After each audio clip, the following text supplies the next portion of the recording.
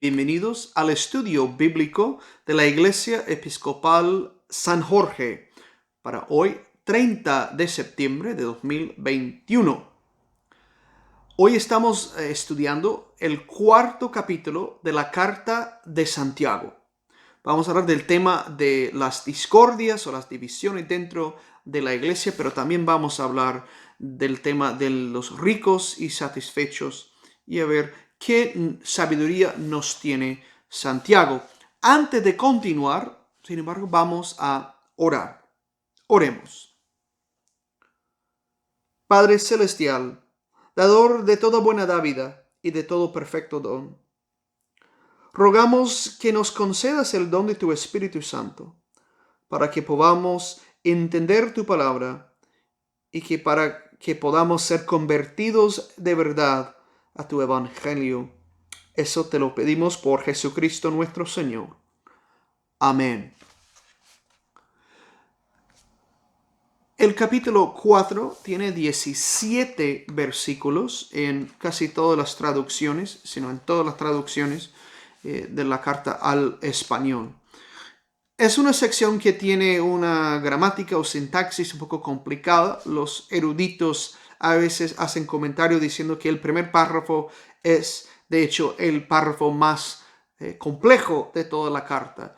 Pero los temas del escritor sagrado, del autor sagrado, son temas bastante claros para su audiencia. Vamos a comenzar, por lo tanto, a leer a partir del primer versículo del capítulo 4.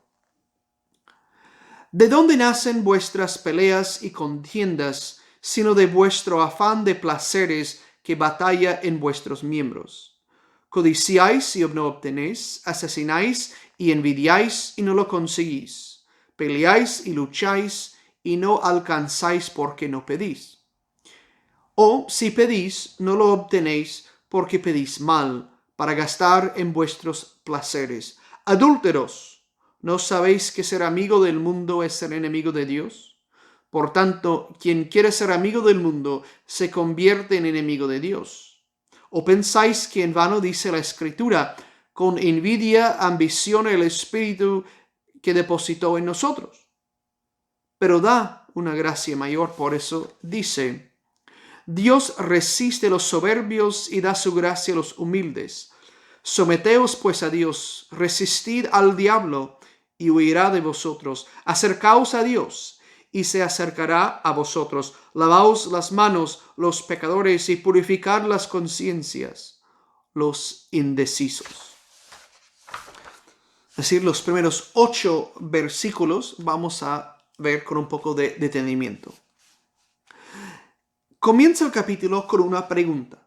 ¿De dónde nacen vuestras peleas y contiendas, sino de vuestro afán de placeres que batalla en vuestros miembros?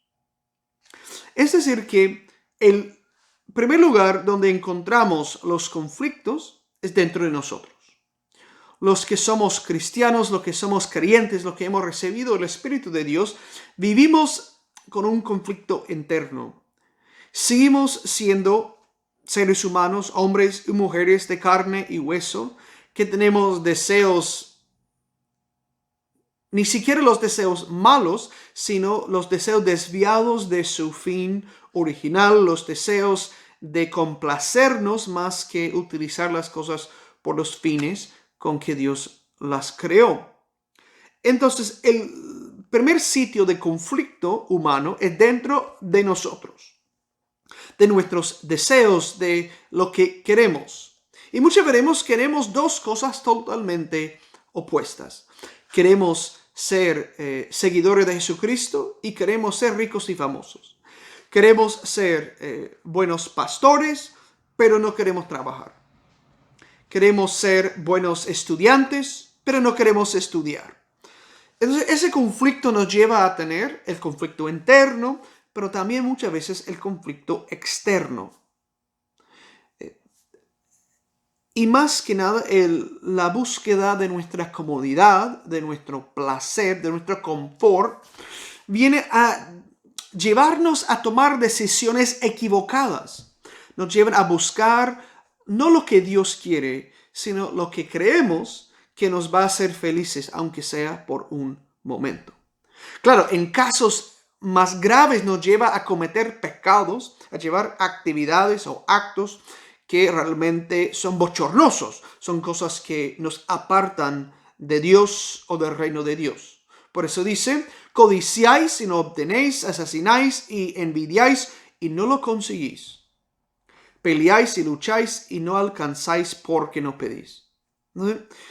A veces queremos, pero terminamos siendo incapaces de obtener lo que realmente queremos. La justicia, la santidad, el bienestar. Porque vamos por cosas que prometen darnos estas cosas por momentos, pero que terminan siendo raíces de conflictos. Dice también que hay cosas que no alcanzamos porque no pedimos. Yo creo que está hablando principalmente de la oración. Pero quizás también en otros aspectos de la vida. Hay cosas que sabemos que tenemos que pedirlas, pero si no las pedimos, si no hacemos lo necesario para obtenerlas, no las vamos a obtener.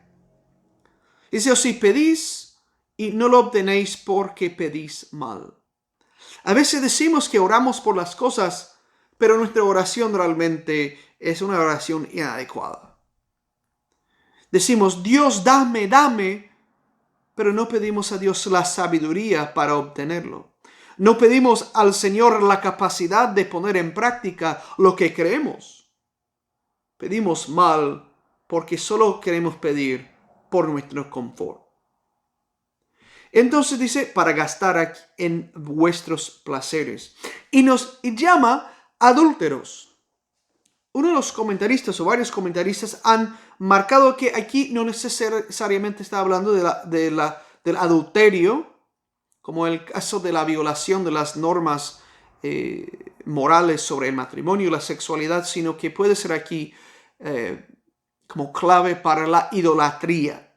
La idolatría porque dice, hay cosas que queremos la plata, que queremos el oro, que queremos el carro nuevo o queremos el confort. Y ponemos esas cosas de nuestra comodidad frente a lo que Dios quiere. Y eso ya es idolatría. Poner nuestra voluntad por encima de la voluntad de Dios es una clase de idolatría. Querer nuestro placer más que obedecer a Dios es idolatría. Es poner algo en el lugar de Dios. El adulterio es una versión de eso también, porque ponemos el placer de un romance ilícito frente a nuestras obligaciones que tomamos libremente en el matrimonio y también delante de las normas que Dios nos ha dado en su palabra. Y por eso dice que si queremos ser amigos del placer, vamos a convertirnos en enemigos de Dios. Ahora, Dios ha creado los placeres del mundo, todas las cosas que sentimos como que cosas muy ricas, cosas que nos satisfacen, son cosas creadas por Dios. La comida, los recursos naturales, incluso el dinero, la sexualidad, todo es creación de Dios para el bien y para el mayor placer del ser humano, pero todo dentro de las especificaciones, de las normas, de los criterios de Dios. Y el ser humano, corrompido por el pecado, se desvía de los propósitos de Dios para toda esa cosa. Por eso comemos demasiado, quizás bebemos demasiado, quizás queremos vivir la sexualidad fuera de los propósitos de Dios. Queremos el placer, pero no el fin por el cual el placer fue creado. Por eso tenemos cosas muy desordenadas en la vida humana, ¿no? Y claro, nadie está seguro de exactamente cuál es el pasaje de la Escritura a que se refiere Santiago en el versículo 5. ¿O pensáis que en vano dice la Escritura, con envidia, ambición el Espíritu que depositó en nosotros? Pero dice algo muy claro. Dios resiste a los soberbios y da gracia a los humildes. Entonces, apartándonos del deseo, del placer, de complacer nuestros deseos y caprichos, debemos de buscar ser humildes delante de Dios. Ser soberbios es terrible. La soberbia es quizás el pecado peor de todos. La soberbia nos coloca al lugar de Dios, nos quiere poner por encima de los demás y nos desvía realmente de aprender y de mejorarnos. Por eso Dios resiste a los soberbios, pero da gracia a los humildes. Los que reconocen su necesidad de Dios, los que miren que necesitan el perdón y la ayuda de Dios, reciben la gracia de Dios. Y claro, si buscamos los placeres del mundo, es porque la tentación realmente está viva delante de nosotros y debemos de resistir a la tentación. Dice, resistid al diablo y huirá de vosotros. Acercaos a Dios y se acercará a vosotros. Entonces, cuando resistimos a la tentación, cuando resistimos, como dice aquí, al diablo, la tentación entonces ya se aparta. Al decir no a las cosas que no son buenas para nosotros, nos hacemos más fuertes frente a las tentaciones, frente a lo que no nos servirá. Y claro, entre más nos acercamos a Dios, Dios se acerca más a nosotros. Dios siempre está disponible para recibirnos, para abrazarnos, para ayudarnos. Pero muchas veces nosotros nos apartamos de Dios. Pero si nos acercamos a Dios, Él estará todavía más cercano a nosotros. Y luego dice, lavaos las manos, pecadores, purificar las conciencias de los indecisos. Ya es hablar de la purificación, del lavamiento de las manos, de la conciencia. Podría ser una clase de recuerdo al bautismo, pero también, o recordatorio del bautismo, pero también un llamamiento, está en imperativo, es decir, purificad, lavad o lavaos. Queremos purificarnos, queremos vivir la disciplina del cristiano, la disciplina de decir no a las tentaciones, de resistir al diablo, de buscar servir a Dios, de seguir a Jesús. Todo eso lo necesitamos. Entonces, la enseñanza, si resistimos a la tentación y nos acercamos a Dios, Dios estará presto para ayudarnos y para prepararnos para poder vivir en su reino. Vamos a continuar la lectura con el versículo 9 en adelante. Afligíos, haced duelo y llorad, que vuestra risa se convierta en duelo y vuestro gozo en aflicción. Humillaos frente al Señor y os exaltará. De afligirse, de llorar, de estar de duelo, es un llamamiento que debemos de lamentar nuestros pecados. No para quedarnos en el llanto perpetuo, no para sentirnos perdidos cuando ya nos hemos arrepentido, pero es vivir esa auténtica pena porque nos hemos apartado de Dios, hemos hecho cosas que entristecen al Espíritu de Dios, hemos hecho cosas que han dañado a otros o que nos han dañado a nosotros mismos. Eso no puede ser motivo de exultación, no debe ser tema de mucho orgullo, no debemos sentirnos bien por haber pecado. Entonces, eso de la aflicción, del duelo, de llorar, es reconocer que hemos hecho mal. Es pedir perdón de Dios de verdad, no solo de los labios para afuera. Es tener el corazón convertido. Es decir, que vuestra risa se convierte en duelo y vuestro gozo en aflicción. Hay cosas que a veces celebramos de los errores de la vida que realmente no debe dar más pena que razón de celebrar. Claro, hemos de celebrar que Dios nos perdona. Hemos de celebrar que la gracia de Dios es capaz de limpiarnos de toda clase de maldad. De que Dios nos puede dar un corazón nuevo y contrito. Otra vez hablando de la humildad y la soberbia, dice, humillaos frente al Señor y os exaltará. Si nos humillamos delante de Dios, Él nos dará esa exaltación, nos exaltará, nos subirá a donde está, nos dará una mejor condición en el reino de Dios. Versículo 11 en adelante. Hermanos, no habléis mal unos de otros. Quien habla mal o juzga al hermano, habla mal y juzga la ley. Y si juzgas a la ley, no eres ejecutor de la ley, sino su juez. Uno es el legislador y juez con autoridad para salvar y condenar. ¿Quién eres tú para juzgar al prójimo? Ese tema es tan importante. Muchas veces hablamos mal de la gente. Juzgamos y juzgamos mal porque no somos el juez. No somos Dios para conocer los corazones de nadie. Tenemos que hablar bien de la gente. Tenemos que purificarnos de los prejuicios, de juzgar también a la gente sin conocer toda su vida. Claro, hay cosas que están mal, hay que decir que están mal, pero no debemos ni de condenar a la gente, ni buscar hacerles sentir mal. Debemos de buscar el bien de todos, de llevar la paz con todos al ser posible. Y si juzgamos a los demás, tenemos que entender que nos estamos poniendo en el sitio de Dios.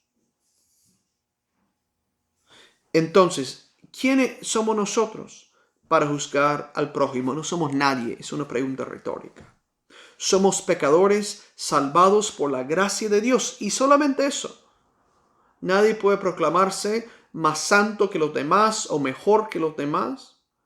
Tenemos que ser todos los que hemos recibido el perdón de Dios y la gracia de Dios para transformar nuestros corazones, transformar nuestras mentes y transformar nuestras vidas.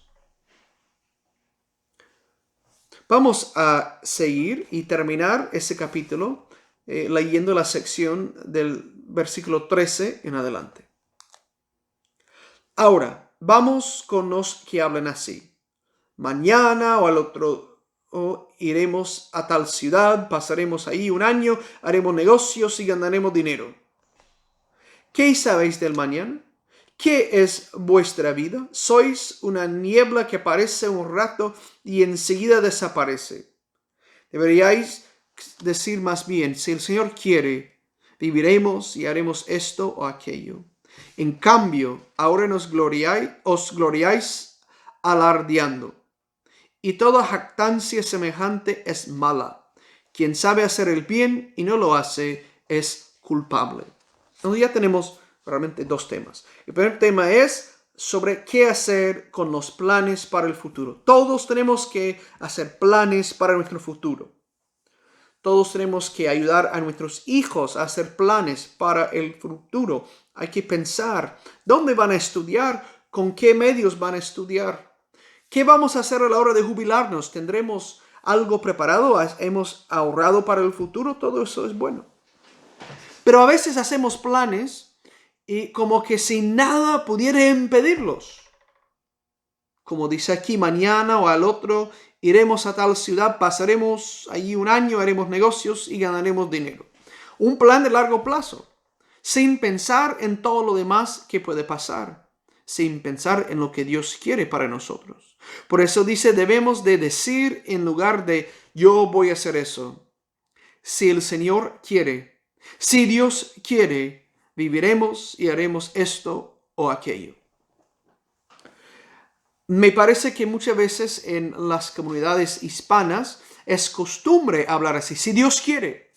Y esa es buena costumbre, si es en serio, si tenemos conciencia de eso. Decirlo solo por decirlo, pues no nos hace mucho. Pero si en verdad entendemos que al hacer los planes tenemos que buscar la voluntad de Dios y someter nuestros planes a la voluntad de Dios, entonces hemos hecho algo como nos dice Santiago. Si Dios quiere, Deo volente en latín, con Dios queriendo. Entonces no debemos de jactarnos ni de ufanarnos o de proclamar, mire lo que voy a hacer, todo eso y aquello, sino de buscar realmente qué es la voluntad de Dios para mí, para mi familia, para el trabajo que me ha encomendado. Y final, al versículo 17, y me encanta esa frase porque creo que nos dice algo importante. Quien sabe hacer el bien y no lo hace es culpable. Si delante de nosotros podemos ver que hay un bien que hacer y que tenemos la capacidad de hacerlo y no lo hacemos, somos culpables. Porque hay una necesidad de hacer el bien. No solo de dejar de hacer el mal, sino de hacer el bien. La fe verdadera resulta en práctica, resulta en las obras de Dios que se hacen en la vida de los creyentes. Y por tanto, si sabemos que tenemos que hacer el bien y no lo hacemos, ya tenemos un problema. Ya estamos mal. Entramos en una situación de culpabilidad. Por eso siempre hay que hacer el bien y hay que buscar lo que Dios quiere para nosotros. Ahora vamos a prácticamente terminar el estudio para hoy. Hemos leído el cuarto capítulo de Santiago y hemos hablado de las divisiones, las peleas, de dónde vienen. Hemos hablado de la importancia de pedir la sabiduría de Dios y la voluntad de Dios para hacer las cosas. Y hemos aprendido que es bueno hacer planes, pero los planes tienen que someterse a la voluntad divina y buscar la ayuda de Dios para poder cumplirse. La próxima semana vamos a terminar la carta de Santiago con el quinto capítulo, pero antes de hacerlo vamos a orar usando el Padre Nuestro. Oremos. Padre nuestro que estás en el cielo, santificado sea tu nombre. Venga tu reino, hágase tu voluntad en la tierra como en el cielo. Danos nuestro pan de cada día.